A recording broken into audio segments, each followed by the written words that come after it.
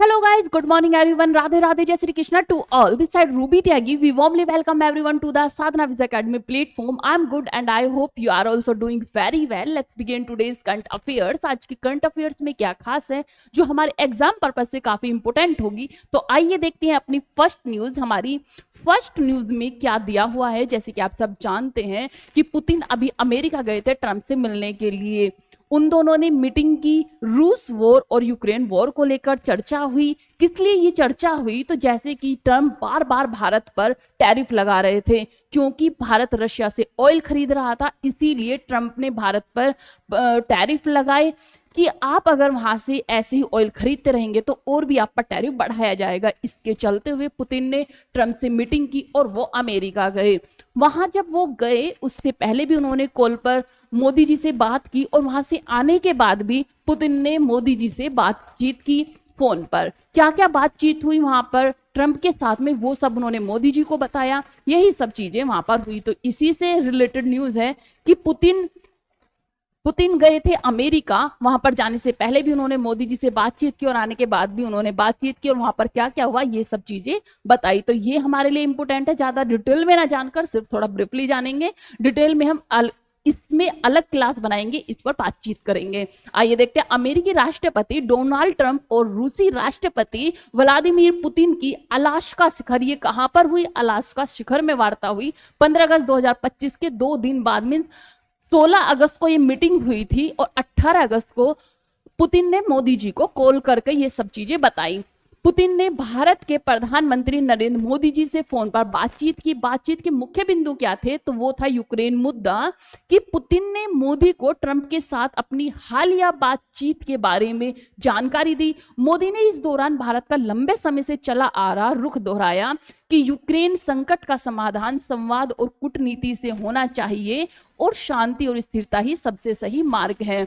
अभी क्या हुआ, जो ट्रंप बार बार ये अनाउंस कर रहे थे, ये बता रहे थे कि भारत और पाकिस्तान के बीच उन्होंने सीज फायर कराई, तो उन्होंने हालिया में ही अभी बोला कि मैंने जो है भारत और पाकिस्तान का सीज फायर नहीं कराया, मैंने सिर्फ वहां पर शांति समझौता कराया। ऐसे ही मैं रूस और यूक्रेन का भी शांति समझौता चाहता हूं कि वहां पर शांति समझौता हो। सीज फायर के लिए उन्होंने डिनाई कर दिया कि सीज फायर नहीं कराया। भारत रूस द्विपक्षीय संबंध क्या है, बायलैटरल टाइज क्या है? दोनों नेताओं ने भारत और रूस के बीच विशेष और विशेषाधिकार प्राप्त सामरिक साझेदारी, special and privilege strategic partnership को मजबूत करने पर चर्चा की। रक्षा, ऊर्जा, व्यापार और विज्ञान प्रौद्योगिकी जैसे क्षेत्रों में सहयोग बढ़ाने पर जोर दिया। दोनों नेताओं ने नजदीकी संपर्क बनाए रखने पर सहमति जताई। क्योंकि क्या हो रहा था, ट्रंप कितना भी टैरिफ लगा रहे थे भारत पर, भारत वहां से ऑयल ऐसे ही खरीद रहा था जैसे वो पहले खरीद रहा था। तो इसके चलते हुए ही ट्रंप को लग रहा था कि वो भारत पर अपना कंट्रोल जमा लेगा, लेकिन वो उसमें नाकाम रहा। इसी के चलते हुए पुतिन ने उनसे मीटिंग की थी। आगे देखते हैं कि कब हुआ। ये हुआ 18 अगस्त को। पुतिन ने मोदी जी को फोन कब किया? तो वो किया 18 अगस्त को। शिखर सम्मेलन के 2 दिन बाद चर्चा की।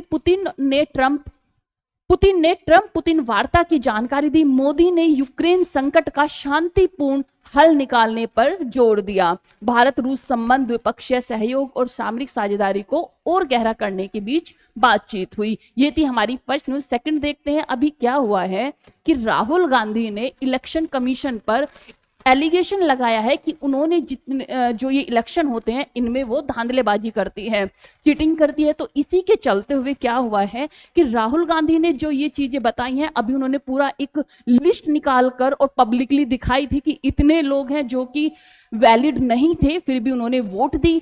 एक एक लोग 2-2, 3-3, 4-4 बार वोट कर रहे थे। एक ही घर में बहुत सारे लोग रह रहे थे जो कि ना वहां पर रिसेंटली, मतलब कि जो कि प्रेजेंट में वहां पर कोई मकान नहीं है, लेकिन उसमें 200-400 लोगों का घर दिखाया जा रहा था वोटर आईडी में। इसी के चलते हुए इलेक्शन कमीशन ने एक क्या किया, मीटिंग की और बोला कि या तो राहुल गांधी माफी मांगे या फिर अपना एक हल्फनामा हमें दे। हल्फनामा क्या होता है? एफिडेविट क्या होता है? एफिडेविट में होता है कि आपको लिखित में देना होता है कि हमने जो जो कार्रवाई की है इसकी जिम्मेदारी मैं लेता हूं कि मैंने ये सब चीजें निकाली और इस पर कार्रवाई की जाए। इसी के चलते हुए इलेक्शन चीफ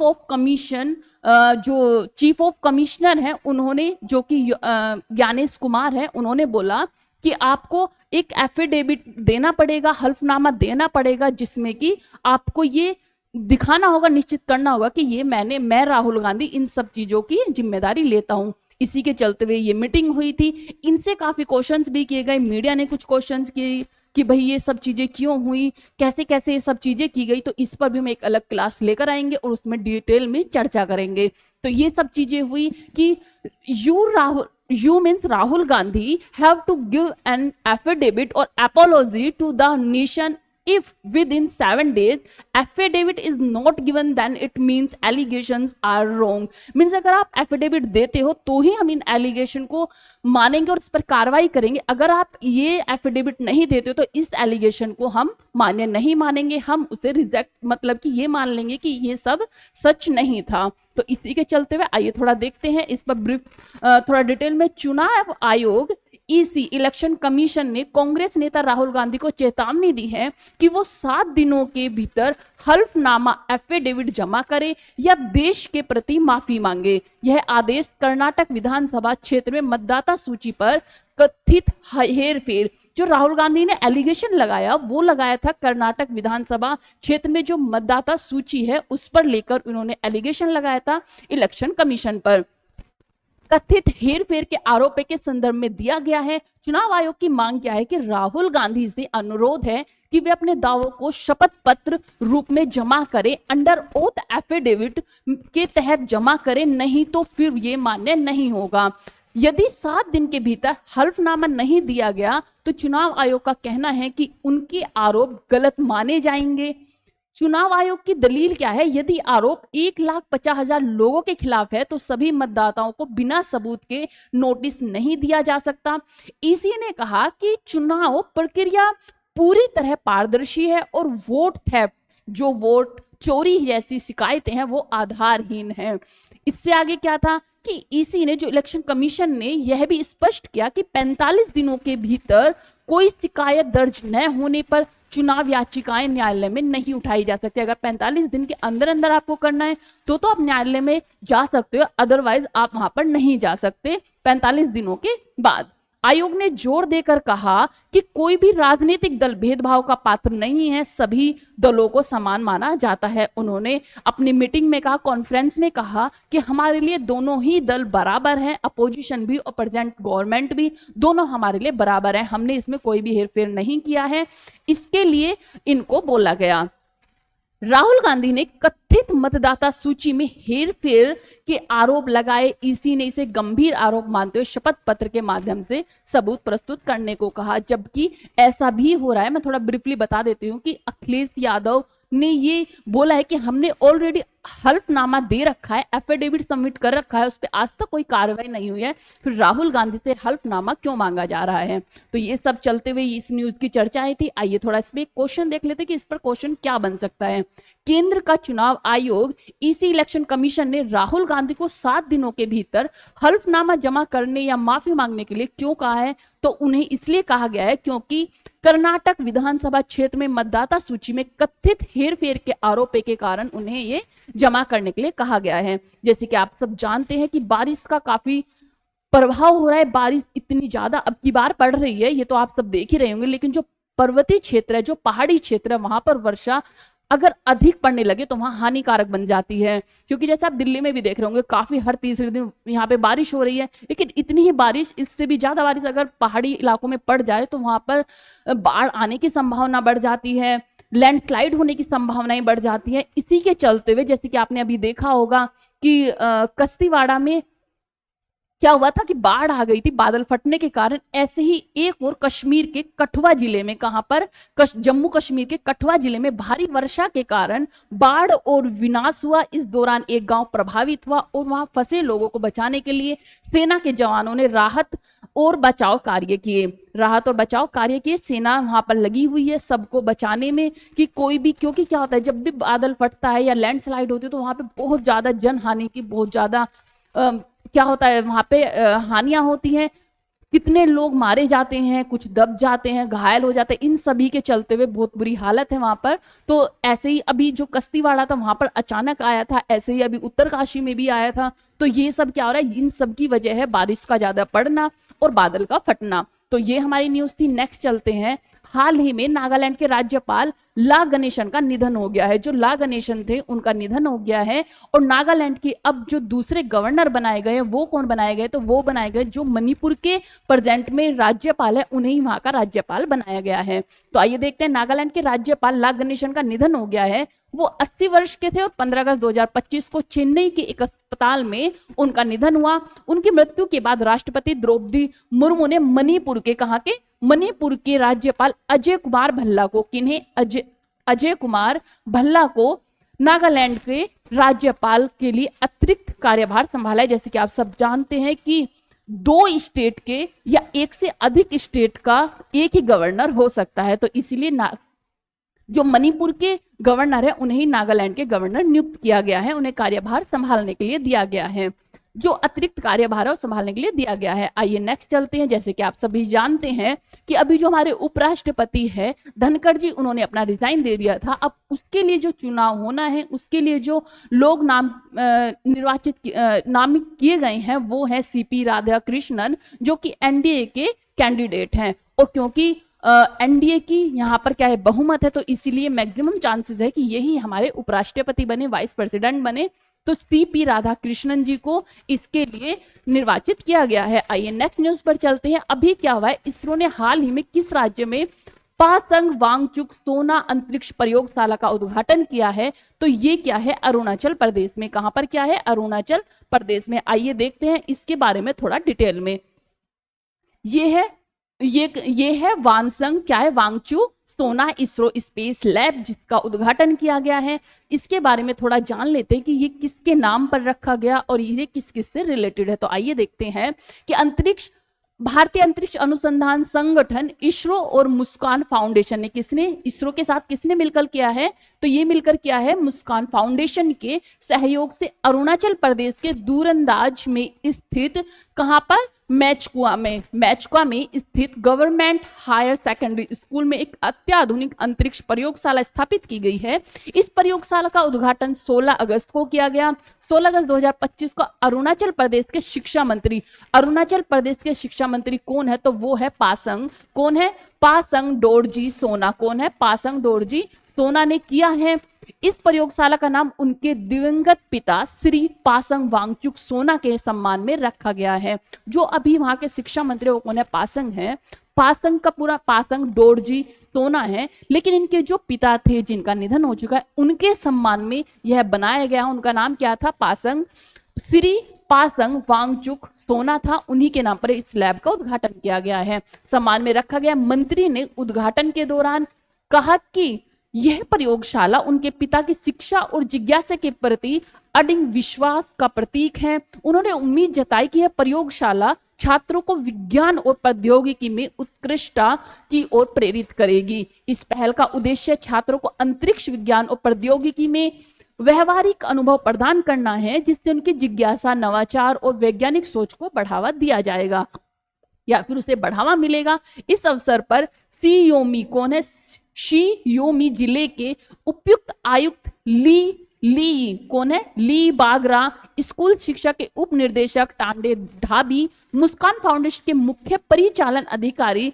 परनेश देवनाथ, छात्रों, शिक्षकों और सामुदायिक नेताओं ने भी भाग लिया।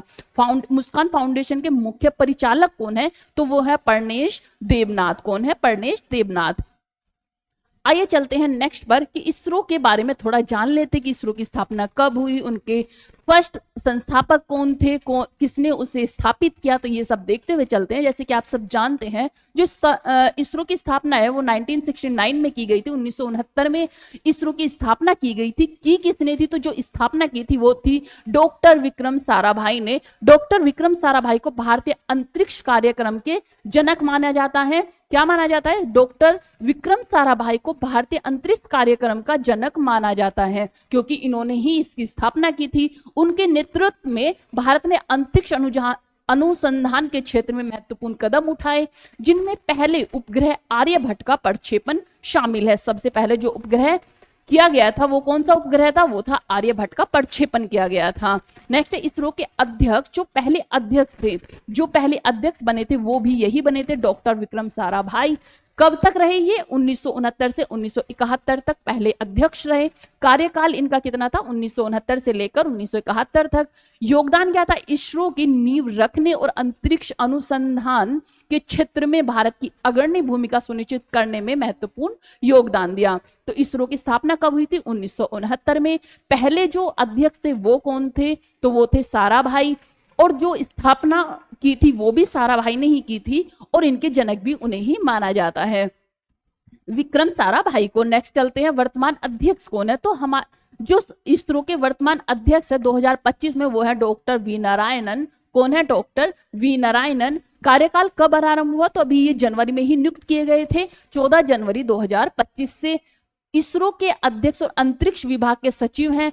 पृष्ठभूमि क्या रही है इनकी? तो ये डॉक्टर नारायणन एक अनुभवी रॉकेट वैज्ञानिक है, जिन्होंने 1984 में, कब? 1984 में इसरो से जुड़कर polar satellite launch vehicle PSLV और चंद्रयान अभियानों जैसे प्रमुख परियोजनाओं में योगदान दिया था। किसमें? पोलर सैटेलाइट, जो कि कौन सा है? PSLV में।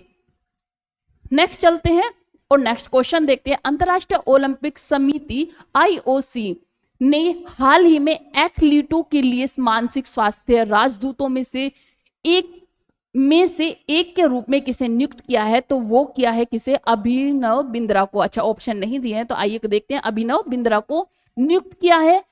अंतरराष्ट्रीय ओलंपिक समिति OIC ने वर्ष 2025 में कुल 9 एथलीटों को मेंटल हेल्थ एम्बेसडर्स नियुक्त किया है। इनका उद्देश्य खेलों में मानसिक स्वास्थ्य को बढ़ावा देना और खिलाड़ियों को मानसिक दबाव से उबारने में मदद करता है। भारत में केवल अभिनव बिंद्रा, जो कि 2008 में बीजिंग ओलंपिक में 10 मीटर एयर राइफल स्पर्धा में स्वर्ण पदक जीते थे। क्या जीता था इन्होंने? स्वर्ण पदक जीता था।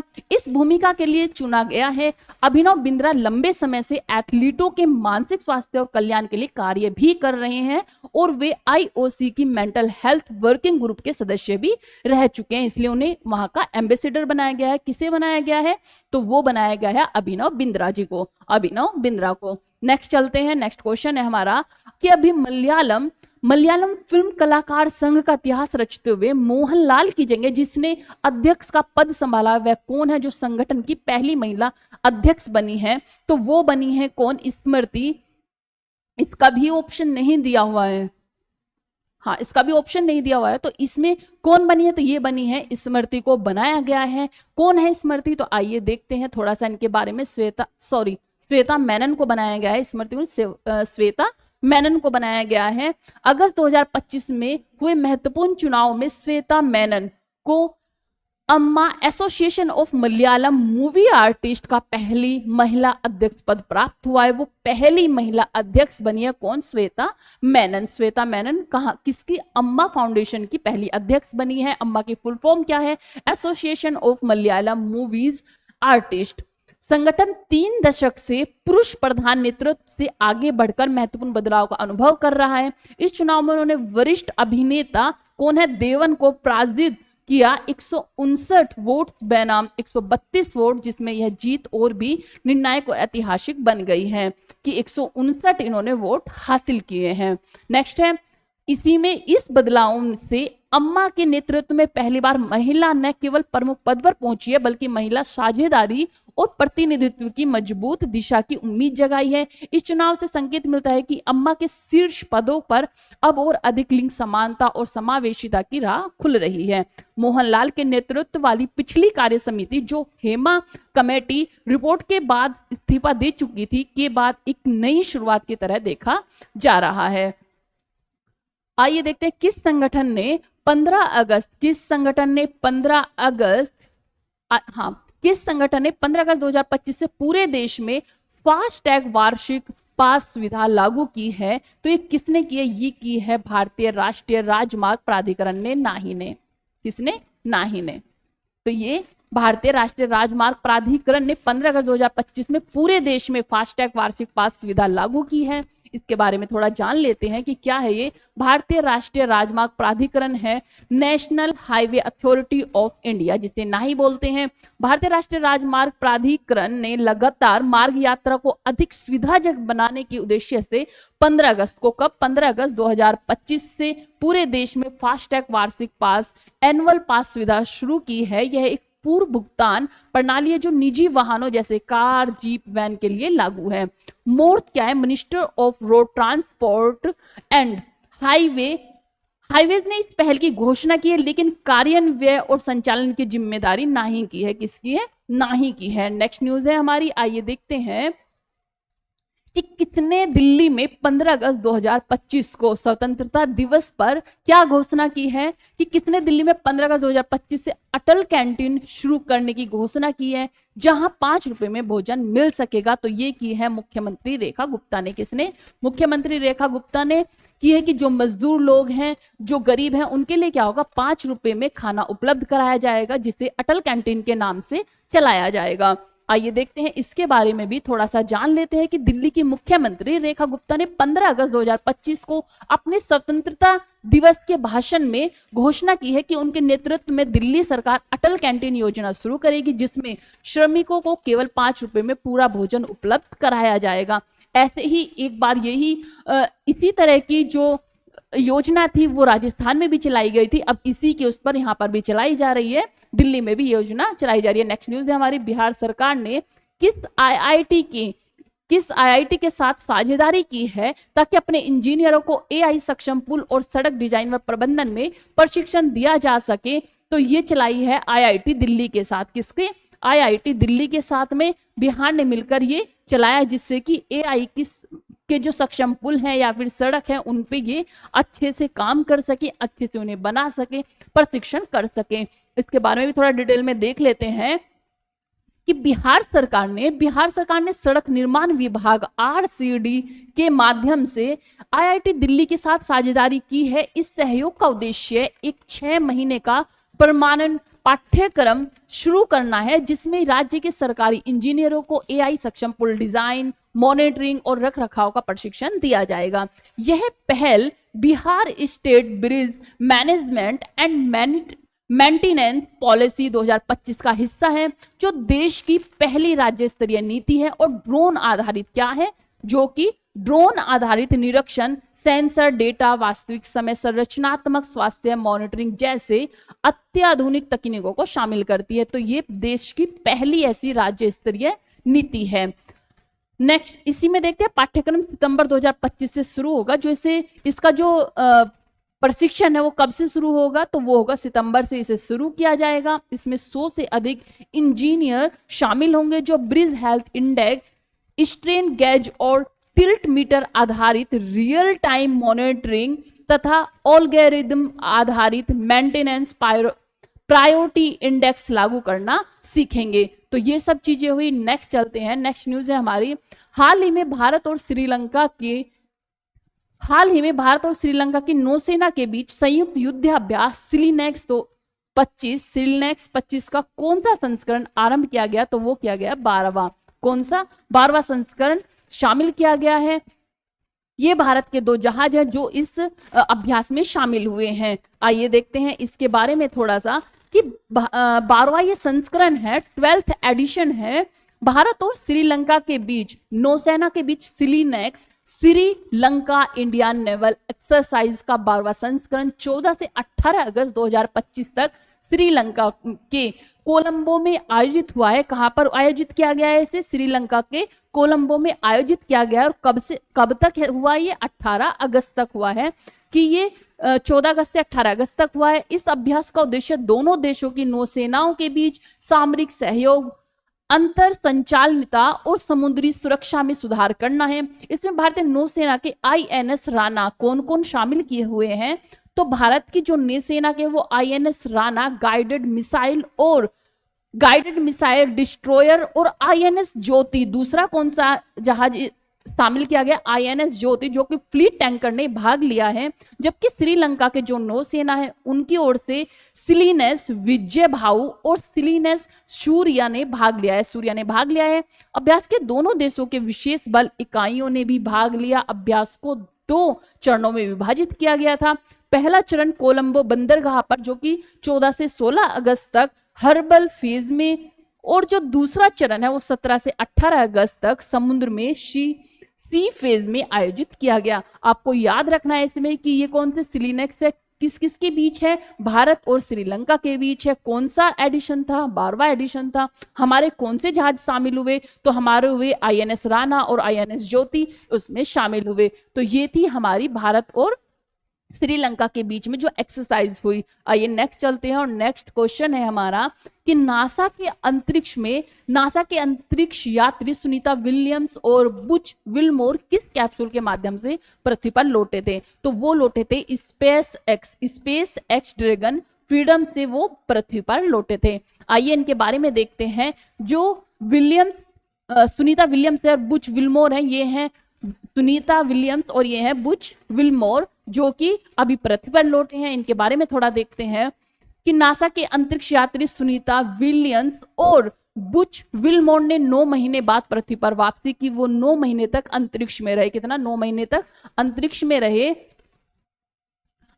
रहे। 9 महीने बाद पृथ्वी पर वापसी की। उनका space x dragon capsule Florida के तट पर सुरक्षित रूप से लैंड हुआ। कहां पर? जो स्पेस एक्स ड्रैगन कैप्सूल था वो कहां पर लैंड हुआ? फ्लोरिडा के तट पर उसे सुरक्षित लैंड कराया गया। सुनीता विलियम्स ने अंतरिक्ष मिशन के बाद की शारीरिक और मानसिक चुनौतियों के बारे में भी बताया, जिसमें पृथ्वी की गुरुत्वाकर्षण में समायोजन की कठिनाइयां भी शामिल थी। कि उन्होंने बताया कि वहां पर क्या क्या कठिनाइयों का सामना करना पड़ता है, वहां पर क्या क्या हमारी हेल्थ इश्यूज होते हैं, वो सब बताए। उसी के क्या होता है, जब भी कोई भी यहाँ से यात्री अंतरिक्ष में जाता है तो वो अपने अनुभव लेके आता है, अपने कुछ उनके रिसर्च होते हैं उन्हें पूरा करके आता है। तो इसी तरह से जैसे कि अभी हमारे यहाँ से शुभांशु गए थे, तो उन्होंने वहां पर क्या किया था, कुछ प्लांट्स लगाए थे, जैसे कि मेथी का पौधा लगाया था। तो इसी तरह जो भी मानव वहां पर जाते हैं वो क्या कर आते हैं, वहां पर अपने कुछ एक्सपीरियंस लेकर आते हैं। जैसे सुनीता विलियम्स और बुच विल्मोर की अंतरिक्ष यात्रा शुरुआत कब हुई थी? ये हुई थी 5 जून 2024 में। ये वहां पर गए थे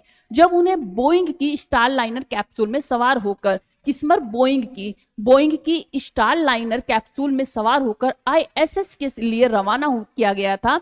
हालांकि स्टार लाइनर की प्रोपल्सन सिस्टम है उसमें खराबी के कारण उनकी वापसी में देरी हुई, क्योंकि जो बोइंग कंपनी का कैप्सूल था उसमें कुछ खराबी, तकनीकी कमियां थी, जिसकी वजह से उनकी जो आने के टाइम थी वो डिले हो गया और वो लेट आ पाए।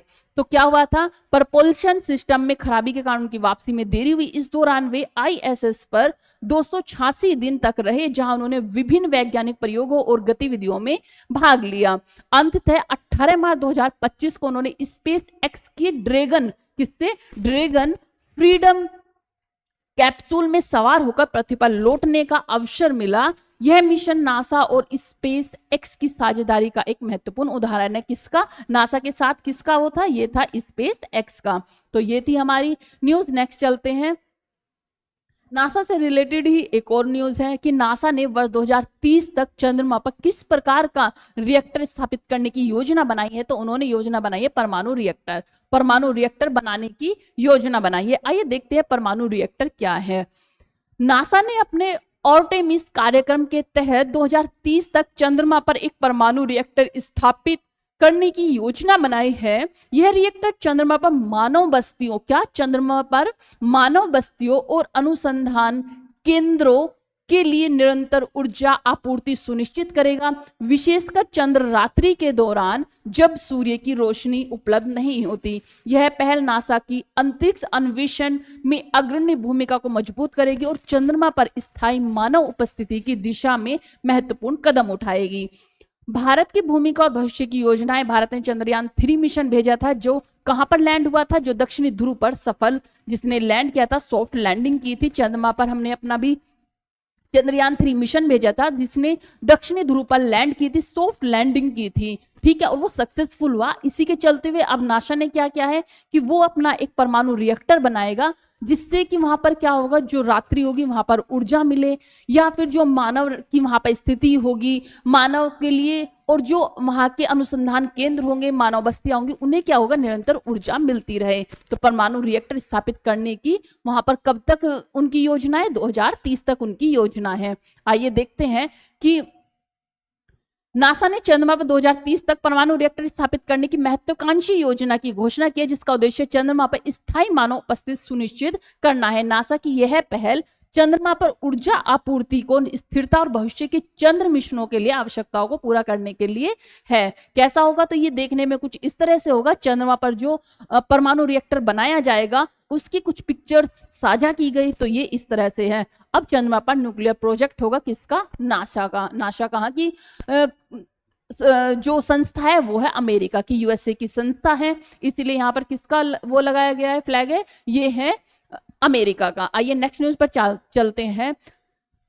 इसी से रिलेटेड जब चांद की बात हुई है तो उससे रिलेटेड कुछ और हम जो हमारी एग्जाम में पूछे जाते हैं, जो हमारे नॉलेज के लिए काफी इंपोर्टेंट है, इन पर भी चर्चा कर लेते हैं कि क्या क्या चीजें होंगी। चंद्रमा पर फर्स्ट टाइम कौन गया था, किस सन में गया था, किस डेट में गया था, तो ये सब देखते हुए चलेंगे, क्योंकि कभी ये अगर बीच बीच में आते रहेंगे तो हमें थोड़ा याद रहेगा। तो चंद्रमा के बारे में थोड़ा जानते हैं कि चांद पर सबसे पहले जो कदम रखने वाले थे वो कौन थे, वो थे नील आर्मस्ट्रांग। जैसे कि आप सब जानते हैं ये तो, कि नील आर्मस्ट्रांग ने सबसे पहले कदम रखा था। कब रखा था, तो 1969 में इन्होंने ये 1969 में सबसे पहले ये चांद पर गए थे नील आर्मस्ट्रांग।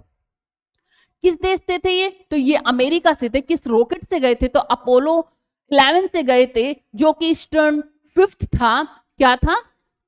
और साथ में जो नील आर्मस्ट्रांग के साथ गए थे, नील आर्मस्ट्रांग अकेले नहीं गए थे, इनके साथ में बुज एल्ड्रिन भी गए थे। दोनों पहले व्यक्ति थे जो चंद्रमा पर गए थे, लेकिन जो सबसे पहले कदम रखा था वो नील आर्मस्ट्रांग ने रखा था। तो सबसे पहले कदम नील आर्मस्ट्रांग ने रखा था। तीसरा व्यक्ति चंद्रमा की कक्षाओं में था। ये गए यहां से 3 व्यक्ति थे। तीसरा जो था वो चंद्रमा की जो कक्षा है उसमें चक्कर लगा रहा था, जो कि उस रॉकेट में बैठा हुआ था। तो वो था चांद के चारों ओर चक्कर लगा रहा था। कौन था, मिशेल कॉलिंस। कौन था, मिशेल कॉलिंस था। आइए देखते हैं इनके बारे में कि मिशन और रॉकेट का विवरण। जो मिशन का नाम था अपोलो 11 था, और कब गया था, 16 जुलाई 1969 में। 16 जुलाई 1969 में गया था। चांद पर लैंडिंग की थी 2 दिन बाद 20 जुलाई 1969 को। सी ऑफ ट्रांक्विलिटी, शांति का सागर, शांति के सागर पर यह रॉकेट क्या हुआ था, लैंड हुआ था, ट्रांक्विलिटी पर। स्टर्न 5th यह रॉकेट था। यह रॉकेट अमेरिका द्वारा बनाया गया था। इसका उद्देश्य मनुष्य को चांद तक पहुंचाना था। लैंडर कौन सा था, तो इसमें था ल्यूनार मॉड्यूल। कौन सा था, ल्यूनार मॉड्यूल, जिसका नाम था ईगल। इसी में नील आर्मस्ट्रांग और बुज एल्ड्रिन उतरकर चांद पर कदम रखे थे। और ऑर्बिटल मॉड्यूल जो था, जो कमांड मॉड्यूल था, वो था कोलंबिया, जिसमें मिशेल कॉलिंस इसमें चांद के चारों तरफ क्या कर रहे थे, ऑर्बिट में चक्कर लगा रहे थे। आइए नेक्स्ट देखते हैं कौन कौन गए थे। आइए देखते हैं एक बार कि चांद पर सबसे पहले कदम रखा था नील आर्मस्ट्रांग ने 1969 में। किस रॉकेट से किस मिशन के तहत वो भेजे गए थे, तो अपोलो 11 के मिशन से उन्हें भेजा गया था। ये 3 लोग गए थे, लेकिन सबसे पहले कदम नील आर्मस्ट्रांग ने रखा था। जो 2 व्यक्ति ये चांद पर कदम रखे, लेकिन जो तीसरा व्यक्ति था वो चांद के ऑर्बिट में चक्कर लगा रहा था, जो रॉकेट में ही बैठा हुआ था। नेक्स्ट देखते हैं कि जो फिर से देख लेते हैं कि अपोलो 11 था, 16 जुलाई 1969 में गए थे, लेकिन पहुंचे वो कब थे, 18 जुलाई को। ईस्टर्न 5th जो रॉकेट था 20 जुलाई 1969 को वो सी ऑफ ट्रांक्विलिटी पर उन्होंने लैंडिंग की थी। पहले व्यक्ति थे नील आर्मस्ट्रांग और सेकंड थे बुज एल्ड्रिन। कौन थे, बुज एल्ड्रिन। नील और बुज वहां पर गए थे। तीसरा जो व्यक्ति था वो था मिशेल कॉलिंस, जो कि ऑर्बिट मॉड्यूल में था। और देश कौन सा था, अमेरिका, जिसने इसे भेजा था। ईस्टर्न 5th रॉकेट जो पृथ्वी से अंतरिक्ष में ले जाने के लिए कमांड मॉड्यूल कोलंबिया अंतरिक्ष में यात्रा और पृथ्वी वापसी के लिए बनाया गया था। ल्यूनार जो मॉड्यूल था वो ईगल, जो कि चांद पर उतारने और वापसी लौटाने के लिए था। इसका वर्क क्या था, जो कमांड मॉड्यूल था इसका काम था अंतरिक्ष में यात्रा और पृथ्वी पर वापस आना। जो लूनार मॉड्यूल था इसका काम था चांद पर उतरने और वापस लौटने के लिए। नील आर्मस्ट्रांग और बुज एल्ड्रिन ने ल्यूनार मॉड्यूल ईगल में उतरकर चांद पर पहला कदम रखा। नील आर्मस्ट्रॉन्ग ने चांद पर पहला कदम रखते हुए ही क्या कहा, that's one small step for man, one giant leap for mankind. इन्होंने कहा था, नील आर्मस्ट्रॉन्ग ने जो अपोलो 11 मिशन था, मानव इतिहास में पहला सफल मैन्ड ल्यूनार लैंडिंग मिशन था। ये पहली बार इतिहास में पहली बार चांद पर व्यक्ति को भेजा गया था, मानव को भेजा गया था, जिसने पहली बार कदम रखा। मिशन का उद्देश्य केवल लैंडिंग ही नहीं था, बल्कि चांद की सतह पर परीक्षण करना और चांद से नमूने लाना भी था। आइए नेक्स्ट चलते हैं। अब देखते हैं भारत ने कौन कौन से मिशन भेजे चांद पर और कौन कौन से सफल हुए, कौन कौन से असफल हुए। जैसे कि फर्स्ट था चंद्रयान फर्स्ट, जो कि लॉन्च किया गया था 2008 में। लॉन्च वाहन कौन सा था, तो वो था PSLV एक्सेल। कौन सा था, PSLV एक्सेल था। Polar satellite launch vehicle XL version था। स्पेस क्राफ्ट जो कि रोवर था, स्पेस क्राफ्ट, इसमें कोई रोवर नहीं था, यह सिर्फ ऑर्बिटर सैटेलाइट था। चंद्रमा की सतह पर जो मानचित्र है वो किस लिए भेजा गया था, कि चंद्रमा की सतह का मानचित्र लेना, खनिजों और जल की खोज करना, इसका क्या था, कार्य था। ये सफल हुआ। इस मिशन ने चंद्रमा पर पानी की उपस्थिति का सबूत दिया। नेक्स्ट कौन सा था, तो वो था चंद्रयान 2। इसे 2019 में भेजा गया। लॉन्च वाहन कौन सा था, तो इसे किस रॉकेट से लॉन्च किया गया था, GSLV MK थर्ड से इसे लॉन्च किया गया था। Geosynchronous satellite launch vehicle mark third से इसे लॉन्च किया गया था। इसमें जो ऑर्बिटल था, चंद्रमा की कक्षा में सफलतापूर्वक पहुंचा, अभी भी ऑपरेशन में है। इसमें जो लैंडर वर्क कर रहे थे वो थे विक्रम लैंडर और प्रज्ञान रोवर। जो विक्रम लैंडर था चंद्रमा की सतह पर उतरने की कोशिश की, और जो प्रज्ञान रोवर था विक्रम लैंडर पर चंद्रमा पर चलने वाला रोवर था। ऑर्बिट जो ये था ये सफल हुआ, लेकिन जो विक्रम लैंडर था वो लैंड नहीं कर पाया। जो प्रज्ञान रोवर था वो भी अपना काम नहीं कर पाया। यह सतह पर लैंडिंग करने में जो विक्रम लैंडर था ये क्या हुआ, इसकी दुर्घटना हो गई। और जो प्रज्ञान रोवर था लॉन्च नहीं हो पाया क्योंकि लैंडर पहले ही क्रैश हो गया था। ऑर्बिट ने कई नए डेटा और मैपिंग की जानकारी दी, जैसे कि पानी के अणु, खनिज आदि। इसे लॉन्च तो किया गया था, ये लैंडिंग भी कर ली थी, लेकिन इसके जो रोवर थे वो क्रैश हो गए और वहां पर वर्क नहीं कर पाए। इसके बाद हमारा भेजा गया चंद्रयान थर्ड, जो कि भेजा गया था 2023 में। कब, 2023 में भेजा गया था चंद्रयान थर्ड। लॉन्च किया गया 2023 में। इसे भी लॉन्च वाहन किससे किया गया, GSLV MK थर्ड से ही लॉन्च किया गया। और इसमें भी जो लैंडर रोवर थे वही थे जो चंद्रयान 2 में यूज किए गए थे, विक्रम लैंडर और प्रज्ञान रोवर। विक्रम लैंडर का काम क्या था, चंद्रमा की सतह पर सफल लैंडिंग कराना, ये सफल लैंडिंग कराता है। और जो प्रज्ञान रोवर था ये सतह पर चलने वाला रोवर था। मींस जो विक्रम लैंडर था इसने लैंडिंग की चंद्रमा पर, सॉफ्ट लैंडिंग की, जो दक्षिणी ध्रुव पर लैंडिंग की थी चंद्रयान थर्ड ने, इसने सॉफ्ट लैंडिंग की। इसके बाद जो प्रज्ञान रोवर था उसने चलने का कार्य किया, मींस चलते हुए वहां पर अपने स्टेप बाय स्टेप वहां से पिक्चर्स क्लिक किए, वहां के जो वहां से हमारी रिसर्च के लिए वहां से जो कण लेने होते थे, वहां के फोटोज लेने होते थे कि चंद्रमा पर पानी है कि नहीं है, वहां की चट्टान कैसी है, वहां पर खनिज कैसे। तो ये सब चीजों का काम किसने किया, प्रज्ञान रोवर ने किया। चंद्रमा की सतह पर रिमोट सेंसिंग डेटा जमा किया। चंद्रमा की दक्षिणी ध्रुव पर साउथ पोल क्षेत्र का अध्ययन किया। आइए एक बार देख लेते हैं ब्रीफली में कि जो चंद्रयान फर्स्ट 2008 में लॉन्च किया गया था, PSLV XL से लॉन्च किया गया, तो ये सफल रहा। चंद्रयान 2 जो कि GSLV MK थर्ड से लॉन्च किया गया था, इसे लॉन्च तो कर दिया गया लेकिन ये लैंडिंग नहीं कर पाया। चंद्रयान थर्ड जो कि 2023 में भेजा गया, GSLV MK थर्ड से ही इसे भी भेजा गया। इसमें विक्रम लैंडर और प्रज्ञान रोवर था जो कि सफल रहा। नेक्स्ट चलते हैं, ये थी हमारी नासा से रिलेटेड चंद्रमा से रिलेटेड कुछ न्यूज। जितना भी इंपॉर्टेंट चंद्रमा से रिलेटेड न्यूज हमारी इंपॉर्टेंट एग्जाम में बन सकती थी, मैंने आपको सब बताया कि कब कब नासा ने क्या क्या काम किए, इसरो की स्थापना कब हुई, उनके CEO कौन थे, फर्स्ट CEO कौन थे, स्थापना किसने की, ये सब चीजें देखे। हमारे चंद्रयान फर्स्ट कब लॉन्च किया गया, सेकंड कब लॉन्च किया गया और थर्ड कब लॉन्च किया गया, कौन कौन सा सफल रहा, कौन सा असफल रहा और क्यों असफल रहा, ये हम सब ने जाना। आइए देखते हैं सुप्रीम कोर्ट ने किस मामले में विकास का अधिकार, राइट टू डेवलपमेंट को मान्यता दी है। तो ये दी है ओरोविल फाउंडेशन बनाम भारत संघ 2023 के तहत। आइए देखते हैं ये ओरोविल फाउंडेशन बनाम भारत संघ का मामला क्या है। तो यह मामला भारत के सर्वोच्च न्यायालय में ओरोविल फाउंडेशन द्वारा दायर किया गया था। इसमें राष्ट्रीय हरित अधिकरण के आदेश को चुनौती दी गई थी, जिसमें ओरोविल फाउंडेशन को अपनी पांडुचेरी स्थित टाउनशिप में विकासात्मक गतिविधियां करने से रोका गया था। सुप्रीम कोर्ट ने एनजीटी क्या है, राष्ट्रीय हरित अधिकरण को आदेश को रद्द करते हुए ओरोविल फाउंडेशन के पक्ष में निर्णय दिया। सुप्रीम कोर्ट ने इस मामले में स्पष्ट किया कि विकास का अधिकार, राइट टू डेवलपमेंट, पर्यावरण संरक्षण के अधिकार के समान महत्वपूर्ण है। कोर्ट ने कहा कि विकासात्मक गतिविधियां तभी की जा सकती हैं जब पर्यावरणीय मंजूरी प्राप्त हो, लेकिन यह भी आवश्यक है कि विकास के अधिकार को नकारा नहीं जा सकता। यह निर्णय विकास और पर्यावरण संरक्षण के बीच संतुलन स्थापित करने की दिशा में महत्वपूर्ण है। इससे यह स्पष्ट होता है कि विकास के अधिकार को मौलिक अधिकार के रूप में भी माना गया है, जो कि संविधान के अनुच्छेद 1 मौलिक अधिकार किसमें दिए गए हमारे 21 अनुच्छेद 21 क्या कहता है, जीवन और व्यक्तिगत स्वतंत्रता का अधिकार, ये अनुच्छेद 21 में दिया गया। और विकास का जो अधिकार है वो भी हमारा एक मौलिक अधिकार ही माना गया है अनुच्छेद 21 के तहत।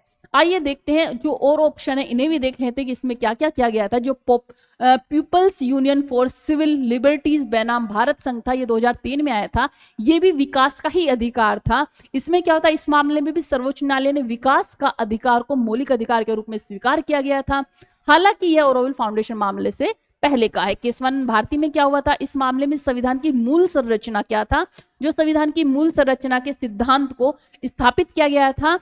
और उन्होंने कृष्णन बनाम आंध्र प्रदेश का जो राज्य था 1993 में इस मामले में शिक्षा के अधिकार को क्या किया था, शिक्षा के अधिकार को मौलिक अधिकार के रूप में स्वीकार किया गया था। तो कौन कौन सा, जो people's union for civil liberties बनाम भारत संघ था, ये पहले विकास के ही अधिकार के लिए पहले ये आया था। इसके बाद अब ये आया था कौन सा, तो अब आया था ये ओरोविल फाउंडेशन बनाम भारत संघ, और पहले people's union for civil liberties Bharat बनाम संघ 2003 भी आ चुका था। केशवानंद भारती में क्या हुआ था कि जो हमारी मूल क्या थे, हमारी जो संविधान की मूल संरचना के सिद्धांत को स्थापित किया गया था, क्योंकि इसमें कुछ पहले बदलाव किया गया था, जो हमारी प्रस्तावना थी उसको लेकर कुछ चर्चा थी। केशवानंद भारती को एक अलग टॉपिक में हम डिटेल में समझेंगे।